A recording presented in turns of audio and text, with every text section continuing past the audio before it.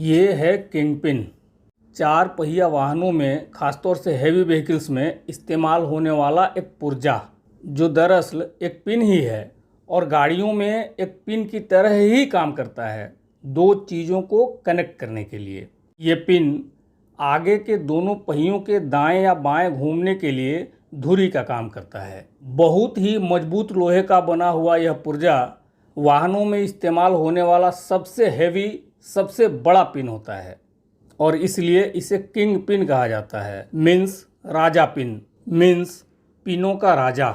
इसकी लंबाई 10 से 12 इंच तक हो सकती है, मोटाई 5 इंच तक और वजन 1.5 किलो तक हो सकता है। वाहनों में कई तरह का पिन इस्तेमाल होता है, जिन्हें अलग अलग नामों से जाना जाता है। सबसे छोटा पिन 2 सेंटीमीटर तक का हो सकता है। लेकिन शराब घोटाले में इस किंग पिन का क्या काम? दरअसल दिल्ली शराब नीति के मामले में, शरत चंद्र रेड्डी से संबंधित घूस कांड में और फिर बीजेपी के इलेक्टोरल बॉन्ड घोटाले में और मनी ट्रेल के मामले में ईडी ने इस किंगपिन शब्द का इस्तेमाल किया है।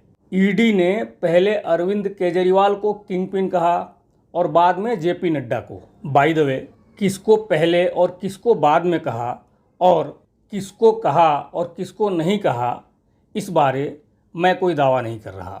तो इस मामले में किंगपिन शब्द का आशय है जड़, धुरी, मुखिया, सरदार या सरगना इत्यादि। लेकिन अर्थ को एकदम से स्पष्ट कर देने वाले हिंदी के इतने सारे शब्दों के उपलब्ध होने के बावजूद ईडी ने इंग्लिश शब्द का इस्तेमाल क्यों किया?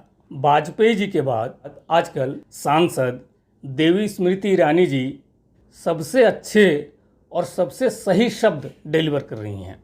उन्हीं से कोई शब्द ले लेते। बात भले ही सही नहीं कहती हैं, फिर भी कोई बात नहीं। देश इसके बावजूद भी ईडी की कामयाबी पे खुश हो सकता है, जश्न मना सकता है कि 10 साल की मेहनत के बाद ईडी ने कुछ तो खोजा, शब्द ही सही।